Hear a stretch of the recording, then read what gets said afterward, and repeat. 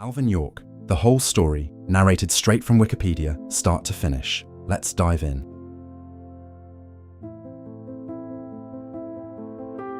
Alvin York, December 13th, 1887, September 2nd, 1964, also known by his rank as Sergeant York, was an American soldier who was one of the most decorated United States Army soldiers of World War I.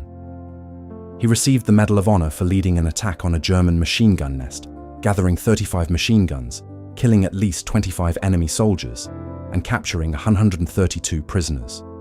York's Medal of Honor action occurred during the United States-led portion of the Meuse-Argonne offensive in France, in which he intended to breach the Hindenburg Line and force the Germans to surrender. He earned decorations from several Allied countries during the war, including France, Italy, and Montenegro. York was born in rural Tennessee, in what is now the community of Pall Mall in Fentress County. His parents farmed, and his father also worked as a blacksmith. The 11 York children had minimal schooling because they helped provide for the family, including hunting, fishing, and working as laborers. After the death of his father, York assisted in caring for his younger siblings and found work as a blacksmith. Despite regularly going to church, York also drank heavily and was prone to fistfights. After a 1914 conversion experience, he vowed to improve and became even more devoted to the Church of Christ in Christian Union. York was drafted during World War I. He initially claimed conscientious objector status on the grounds that his religious denomination forbade violence. Persuaded that his religion was not incompatible with military service, York joined the 82nd Division as an infantry private and went to France in 1918. In October 1918, Private First Class Acting Corporal York was one of a group of 17 soldiers assigned to infiltrate German lines and silence a machine gun position. After the American patrol had captured a large group of enemy soldiers, German small arms fire killed 6 Americans and wounded 3. Several of the Americans returned fire while others guarded the prisoners. York and the other Americans attacked the machine gun position, killing several German soldiers. The German officer responsible for the machine gun position had emptied his pistol while firing at York, but failed to hit him. This officer then offered to surrender, and York accepted. York and his men marched back to their unit's command post with more than 130 prisoners. York was later promoted to sergeant and was awarded the Distinguished Service Cross. An investigation resulted in the upgrading of the award to the Medal of Honor. York's feat made him a national hero and international celebrity among Allied nations. After Armistice Day, a group of Tennessee businessmen purchased a farm for York, his new wife, and their growing family. He later formed a charitable foundation to improve educational opportunities for children in rural Tennessee. In the 1930s and 1940s, York worked as a project superintendent for the Civilian Conservation Corps and managed construction of the Bird Lake Reservoir at Cumberland Mountain State Park, after which he served for several years as park superintendent. A 1941 film about his World War I exploits, Sergeant York, was that year's highest-grossing film. Gary Cooper won the Academy Award for Best Actor for his portrayal of York, and the film was credited with enhancing American morale as the US mobilized for action in World War II. In his later years, York was confined to bed by health problems. He died in Nashville, Tennessee in 1964 and was buried at Wolf River Cemetery in his hometown of Pall Mall, Tennessee. Early life. Alvin York was born in a 2-room log cabin in Fentress County, Tennessee. He was the 3rd child born to William Uriah York and Mary Elizabeth Brooks York. William Uriah York was born in Jamestown, Tennessee to Uriah York and Eliza Jane Livingston, who had moved to Tennessee from Buncombe County, North Carolina. Mary Elizabeth York was born in Pall Mall to William Brooks, who took his mother's maiden name as an alias of William H. Harrington, after deserting from Company A of the 11th Michigan Cavalry Regiment during the American Civil War, and Nancy Pyle, and was the great-granddaughter of Conrad Coonrod Pyle, an English settler who settled Pall Mall, Tennessee. William York and Mary Brooks married on December 25, 1881, and had 11 children: Henry Singleton, Joseph Marion, Alvin Samuel John, Albert, Hattie, George Alexander, James Preston, Lillian May, Robert Daniel, and Lucy Irma. The York family is mainly of English ancestry, with Scots-Irish ancestry as well. The family resided in the Indian Creek area of Fentress County. The family was impoverished, with William York working as a blacksmith to supplement the family's income. The men of the York family farmed and harvested their own food, while the mother made all of the family's clothing. The York sons attended school for only 9 months and withdrew from education because William York needed them to help work on the family farm, hunt and fish to help feed the family. When William York died in November 1911, his son Alvin helped his mother raise his younger siblings. Alvin was the oldest sibling still residing in the county, since his 2 older brothers had married and relocated. To supplement the family's income, York worked in Harriman, Tennessee, first in railroad construction and then as a logger. By all accounts, he was a skilled laborer who was devoted to the welfare of his family and a crack shot. York was also a violent alcoholic prone to fighting in saloons. In one of the saloon fights, his best friend was killed. His mother, a member of a pacifist Protestant denomination, tried to persuade York to change his ways. World War I. Despite his history of drinking and fighting, York attended church regularly and often led the hymn singing. A revival meeting at the end of 1914 led him to a conversion experience on January 1, 1915. His congregation was the Church of Christ in Christian Union, a Protestant denomination that shunned secular politics and disputes between Christian denominations. This church had no specific doctrine of pacifism, but it had been formed in reaction to the Methodist Episcopal Church, South's support of slavery, including armed conflict during the American Civil War, and it opposed all forms of violence. In a lecture later in life, York reported his reaction to the outbreak of World War I. "I was worried clean through. I didn't want to go and kill because I believed in my Bible." On June 5, 1917, at the age of 29, Alvin York registered for the draft, as all men between 21 and 30 years of age were required to do as a result of the Selective Service Act. When he registered for the draft, he answered the question, "Do you claim exemption from draft? Specify grounds," by writing, "Yes, don't want to fight." When his initial claim for conscientious objector status was denied, he appealed. During World War I, conscientious objector status did not exempt the objector from military duty. Such individuals could still be drafted and were given assignments that did not conflict with their anti-war principles. In November 1917, while York's application was considered, he was drafted and began his army service at Camp Gordon, Georgia. From the day he registered for the draft until he returned from the war on May 29, 1919, York kept a diary of his activities. In his diary, York wrote that he refused to sign documents provided by his pastor, seeking a discharge from the army on religious grounds, and similar documents provided by his mother, asserting a claim of exemption as the sole support of his mother and siblings. Despite his initial signed request for an exemption, he later disclaimed ever having been a conscientious objector. Entry into service. York served in Company G, 328th Infantry, 82nd Division. Deeply troubled by the conflict between his pacifism and his training for war, he spoke at length with his company commander, Captain Edward Courtney Bullock Danforth Jr., 1894-1974, of Augusta, Georgia, and his battalion commander, Major G. Edward Buxton of Providence, Rhode Island, a devout Christian himself. Biblical passages about violence. "He that hath no sword, let him sell his cloak and buy one. Render unto Caesar. If my kingdom were of this world, then would my servants fight." Cited by Danforth, persuaded York to reconsider the morality of his participation in the war. Granted a 10-day leave to visit home, he returned as committed to his new mission as he had been to pacifism, convinced that God meant him to fight and would keep him safe. He served with his division in the St. Mihiel Offensive, Medal of Honor action. In an October 8, 1918, attack that occurred during the Meuse-Argonne Offensive, York's battalion aimed to capture German positions near Hill 223, 49 points heat 5, 8 Degrain, 4.95242 Diggy, 49.28558, 4.95242, along the Decauville Railroad north of Châtel-Chéry, France. His actions that day earned him the Medal of Honor. He later recalled, "The Germans got us, and they got us right smart. They just stopped us dead in our tracks. Their machine guns were up there on the heights overlooking us and well hidden, and we couldn't tell for certain where the terrible heavy fire was coming from. And I'm telling you, they were shooting straight. Our boys just went down like the long grass before the mowing machine at home. Our attack just faded out, and there we were, lying down about halfway across the valley, and those German machine guns and big shells getting us hard.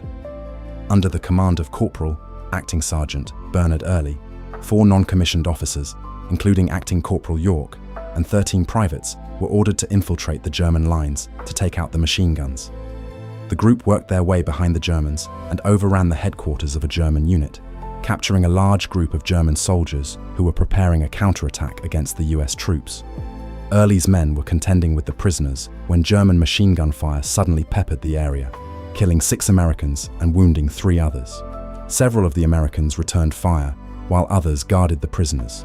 From his advantageous position, York fought the Germans.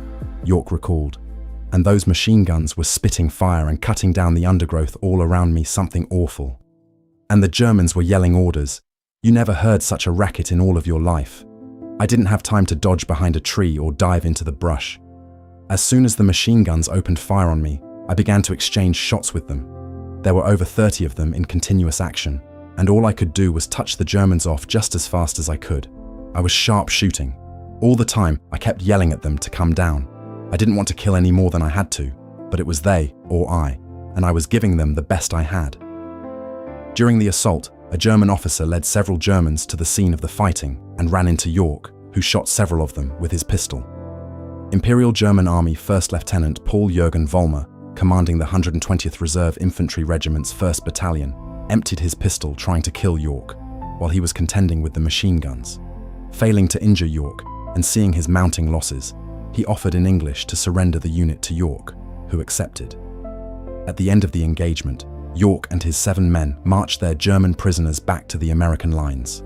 Upon returning to his unit, York reported to his brigade commander, Brigadier General Julian Robert Lindsay, who remarked, "Well, York, I hear you have captured the whole German army." York replied, "No, sir, I got only 132. York's actions silenced the German machine guns and were responsible for enabling the 328th Infantry to renew its attack to capture the Decauville Railroad. Post-battle, York was promptly promoted to sergeant and received the Distinguished Service Cross. A few months later, an investigation by York's chain of command resulted in an upgrade of his Distinguished Service Cross to the Medal of Honor, which was presented by the commanding general of the American Expeditionary Forces, General John J. Pershing. The French Republic awarded him the Croix de Guerre, Médaille Militaire, and Legion of Honor. In addition to his French medals, Italy awarded York the Croce al Merito di Guerra, and Montenegro decorated him with its War Medal. He eventually received nearly 50 decorations. York's Medal of Honor citation reads, "After his platoon suffered heavy casualties and 3 other non-commissioned officers had become casualties, Corporal York assumed command. Fearlessly leading 7 men, he charged with great daring a machine gun nest which was pouring deadly and incessant fire upon his platoon. In this heroic feat, the machine gun nest was taken, together with 4 officers and 128 men and several guns." In attempting to explain his actions during the 1919 investigation that resulted in the Medal of Honor, York told General Lindsay, "A higher power than man guided and watched over me and told me what to do." Lindsay replied, "York, you are right." Biographer David D. Lee, 2000, wrote, "Initially, York's exploit attracted little public attention, but on 26th of April 1919, Saturday Evening Post correspondent George Patullo published The Second Elder Gives Battle, an account of the firefight that made York a national hero overnight. York's explanation that God had been with him during the fight meshed neatly with the popular attitude that American involvement in the war was truly a holy crusade, and he returned to the United States in the spring of 1919 amid a tumultuous public welcome and a flood of business offers from people eager to capitalize on the soldier's reputation. Homecoming and fame. Before leaving France, York was his division's non-commissioned officer delegate to the caucus, which created the American Legion, of which York was a charter member. York's heroism went unnoticed in the United States press, even in Tennessee, until the publication of the April 26, 1919, issue of the Saturday Evening Post, which had a circulation in excess of 2 million. In an article titled The Second Elder Gives Battle, journalist George Patullo, who had learned of York's story while touring battlefields earlier in the year, laid out the themes that have dominated York's story ever since: the Tennessee mountain man, his religious faith and skill with firearms, patriotic, plain-spoken and unsophisticated, an uneducated man who, seems to do everything correctly by intuition. In response, the Tennessee Society, a group of Tennesseans living in New York City, arranged celebrations to greet York upon his return to the United States, including a 5-day furlough to allow for visits to New York City and Washington, D.C. York arrived in Hoboken, New Jersey on May 22nd, stayed at the Waldorf Astoria, and attended a formal banquet in his honor. He toured the subway system in a special car before continuing to Washington, where the House of Representatives gave him a standing ovation, and he met Secretary of War Newton D. Baker and the President's Secretary Joe Tumulty, as President Wilson was still in Paris.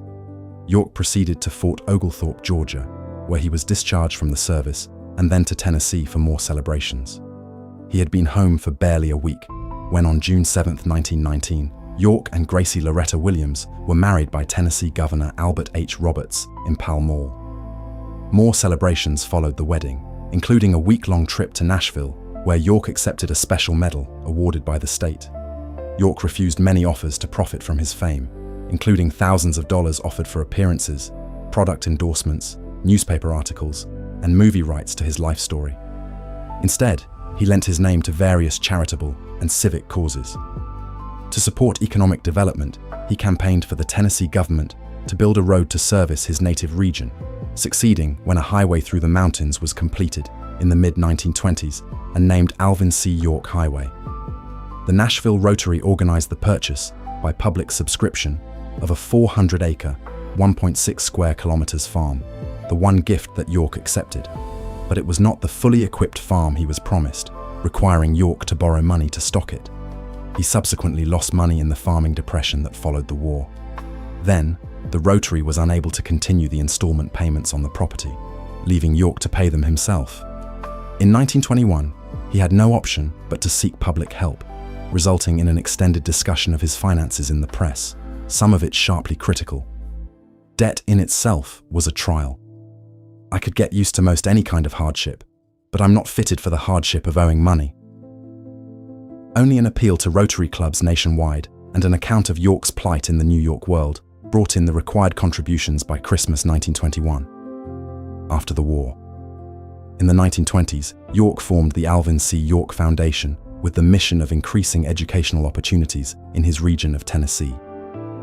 Board members included the area's Congressman, Cordell Hull, who later became Secretary of State under President Franklin D. Roosevelt, Secretary of the Treasury, William G. McAdoo, who was President Wilson's son-in-law, and Tennessee Governor Albert Roberts. Plans called for a non-sectarian institution providing vocational training to be called the York Agricultural Institute. York concentrated on fundraising, though he disappointed audiences who wanted to hear about the Argonne when he instead explained, "I occupied one space in a 50-mile front. I saw so little it hardly seems worthwhile discussing it. I'm trying to forget the war in the interest of the mountain boys and girls that I grew up among." He fought first to win financial support from the state and county, then battled local leaders about the school's location. Refusing to compromise, he resigned and developed plans for a rival York industrial school. After a series of lawsuits, he gained control of the original institution and was its president when it opened in December 1929. As the Great Depression deepened, the state government failed to provide promised funds, and York mortgaged his farm to fund bus transportation for students. Even after he was ousted as president in 1936 by political and bureaucratic rivals, he continued to donate money. In 1935, York, sensing the end of his time with the Institute, began to work as a project superintendent with the Civilian Conservation Corps, overseeing the creation of Cumberland Mountain State Park's Bird Lake, one of the largest masonry projects the program ever undertook. York served as the park's superintendent until 1940. In the second half of the 1930s and early 1940s, in the run-up to the America's entry in World War II, York was a forceful and public advocate for interventionism, calling for US involvement in the war against Germany, Italy, and Japan. At the time, US public opinion was overwhelmingly in favor of the isolationist and non-interventionist approach, and York's unpopular views led to accusations that he was engaged in warmongering. York became a relatively rare, high-profile public voice for intervention. In a speech at the Tomb of the Unknown Soldier in May 1941, York said, "We must fight again. The time is not now ripe, nor will it ever be, to compromise with Hitler or the things he stands for." York's speeches attracted the attention of President Roosevelt, who frequently quoted York, particularly a passage from York's Tomb of the Unknown Soldier speech.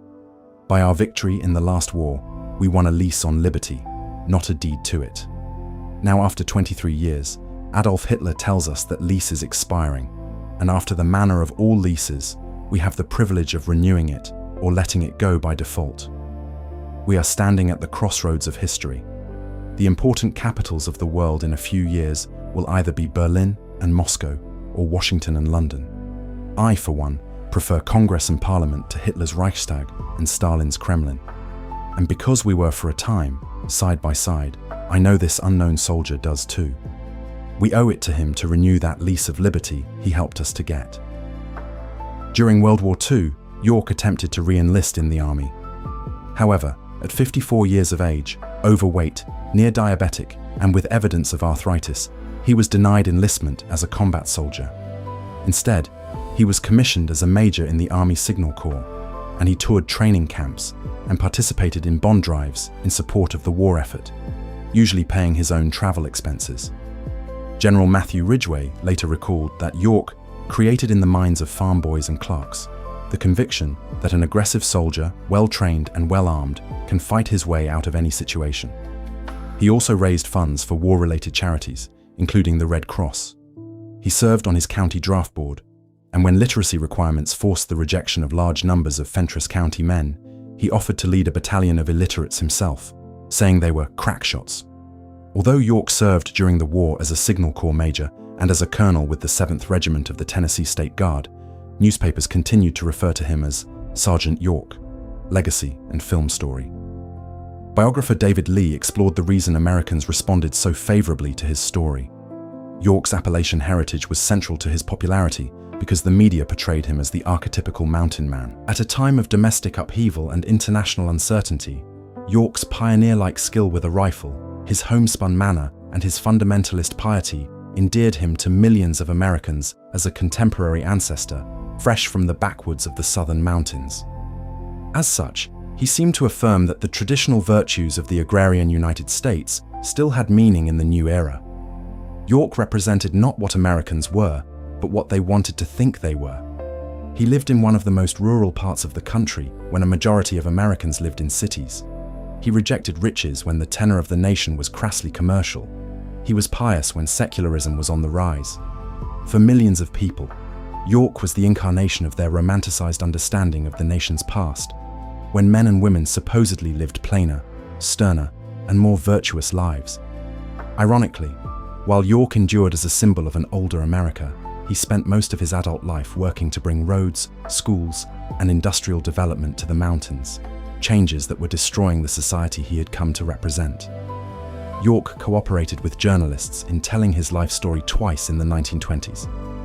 He allowed Nashville-born freelance journalist Sam Cowan to see his diary and submitted to interviews.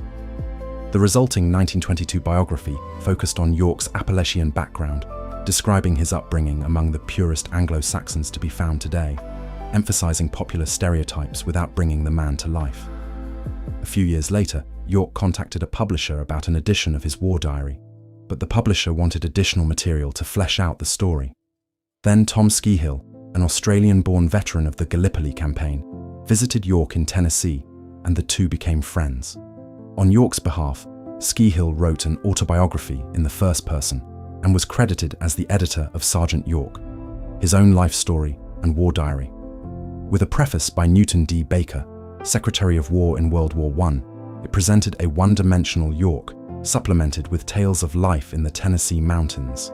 Reviews noted that York only promoted his life story in the interest of funding educational programs.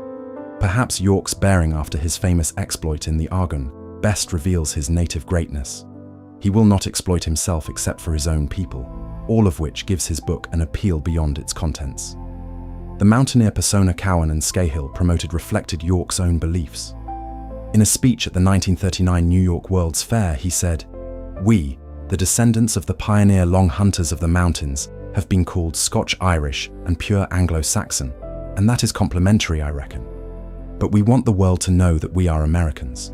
The spiritual environment and our religious life in the mountains have made our spirit wholly American, and that true pioneer American spirit still exists in the Tennessee mountains.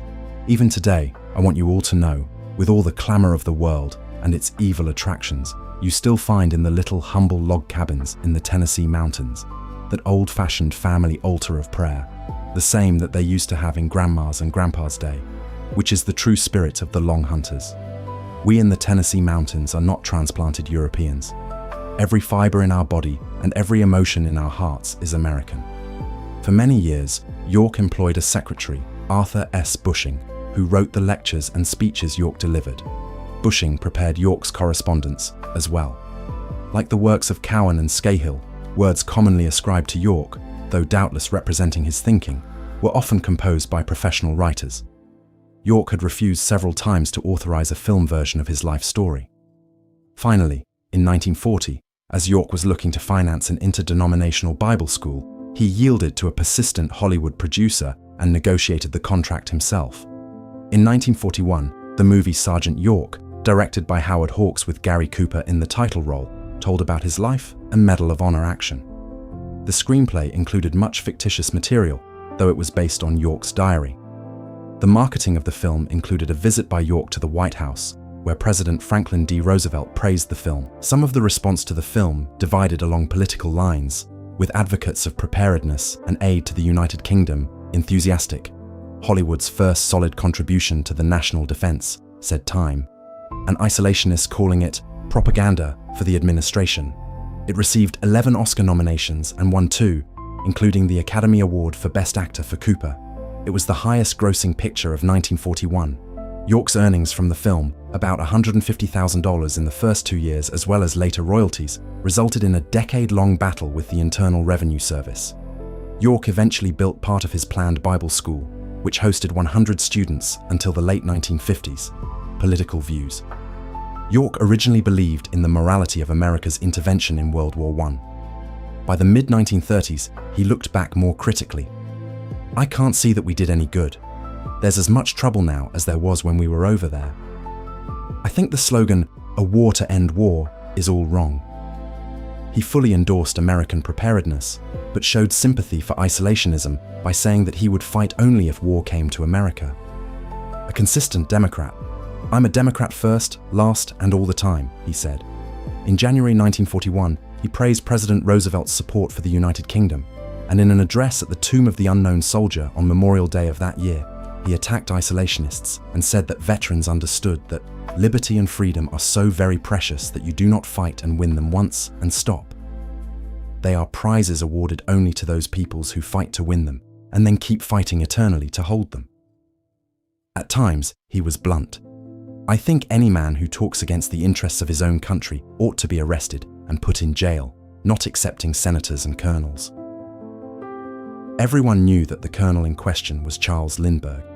In the late 1940s, he called for toughness in dealing with the Soviet Union and did not hesitate to recommend using the atomic bomb in a first strike, stating, "If they can't find anyone else to push the button, I will."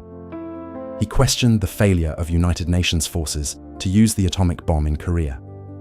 In the 1960s, he criticized Secretary of Defense Robert McNamara's plans to reduce the ranks of the National Guard and reserves, saying, "Nothing would please Khrushchev better.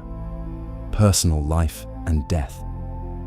York and his wife Gracie had 10 children, 7 sons and 3 daughters, most named after American historical figures. An infant son, 1920, died at 4 days old. Alvin Cullum Jr., 1921, 1983. George Edward Buxton, 1923, 2018. Woodrow Wilson, 1925, 1998. Samuel Houston, sick, 1928, 1929. Andrew Jackson, 1930, 2022. Betsy Ross, born 1933. Mary Alice, 1935, 1991. Thomas Jefferson, 1938, 1972. And an infant daughter, 1940, died the same day. York had health problems throughout his life. He had gallbladder surgery in the late 1920s and had pneumonia in 1942. Described in 1919 as a red-haired giant with the ruddy complexion of the outdoors and standing more than 6 feet and tipping the scale at more than 200 pounds, by 1945 he weighed 250 pounds, and in 1948 he had a stroke. More strokes and another case of pneumonia followed, and he was confined to bed from 1954, further impaired by failing eyesight. He was hospitalized several times during his last 2 years. York died at the Veterans Hospital in Nashville, Tennessee on September 2, 1964, of a cerebral hemorrhage at age 76. After a funeral service in his Jamestown church with General Matthew Ridgway representing President Lyndon Johnson, York was buried at the Wolf River Cemetery in Pall Mall. His funeral sermon was delivered by Richard G. Humble, General Superintendent of the Churches of Christ in Christian Union. Humble also preached Mrs. York's funeral sermon in 1984. Awards and decorations, legacy, controversy. Beginning soon after York's return to the United States at the end of the war, doubt and controversy periodically surfaced over whether the events detailed in his Medal of Honor documents had taken place as officially described, and whether other soldiers in York's unit should also have been recognized for their heroism. Otis Merrithew, William Cutting, and Bernard Early were among those who argued against the official version. Of the 17 American soldiers who were involved in York's Medal of Honor action, 6 were killed. York received the Medal of Honor, and over the years, 3 of the others who lived through that day's fighting also received Valor Awards, including the Distinguished Service Cross for Early in 1929 and the Silver Star for Merrithew in 1965. Considerable red tape hampered the other men's attempts to get recognized, as well as conflicts of interest by those reviewing their files. Later in life, General Lindsay would have a change of heart and support the other men's claims for recognition, which were again blocked by military officials citing a 1929 cutoff date for recommendation. Historian James P. Gregory's 2023 book, Unraveling the Myth of Sergeant Alvin York, and related academic lectures has brought about new scrutiny on the subject and renewed calls for the men involved, other than York, to be honored. York's record became the subject of controversy in Germany in 1928, after a Swedish journal published an article about York's exploits, which some Germans felt impugned the honor of the German armed forces. In 1929, the Reichsarchive investigated the claims made about York's battlefield exploits by reviewing military records and interviewing surviving German officers of the 2nd Württemberg Landwehr Division who had fought against York. The German report, which was not published at the time, concluded, York was a brave and fearless soldier, and the official US Army report on York's actions corresponds with the facts, but also found that some of the details of York's first report from the battlefield had been grossly exaggerated. In particular, the German investigators found that York's unit had likely captured fewer than 132 prisoners and 35 machine guns, as Germans' records showed the loss of only 79 prisoners in the sector that day, and German officers reported fewer than 35 machine guns were present. The German investigators shared their report with the US Army, which did not take any action, as the report confirmed York's role in valorously leading assaults on German positions and did not contradict any of the specific details of York's Medal of Honor citation. Discovery of lost battlefield. In October 2006, United States Army Colonel Douglas Mastriano, head of the Sergeant York Discovery Expedition, SOIDE, conducted research to locate the York battle site. Among the Mastriano expedition's finds were 46 American rifle rounds. In addition, his research located pieces of German ammunition and weaponry. Without the official support of the French government, Mastriano excavated the site and bulldozed the area in order to build 2 monuments and a historic trail. Mastriano's research has been strongly disputed by other historians, who point out numerous errors in the history dissertation and subsequent book that he published on York. Another team led by Dr. Tom Nolan, head of the Sergeant York Project and a geographer at the R.O. Fullerton Laboratory for Spatial Technology at Middle Tennessee State University, placed the site 600 meters south of the location identified by Mastriano. Nolan's research relied on contemporary Army graves registration forms, the 82nd Division's wartime history, and maps drawn by Colonel G. Edward Buxton Jr. and Captain Edward C.B. Danforth, both of whom walked the ground with York during the Medal of Honor investigation. That's the complete article. If you made it this far, you'll love the rest of the channel. Subscribe for a new Wikipedia deep dive every single day. The next video is on screen now, and if there's a topic you want narrated, drop it in the comments. Thanks for watching.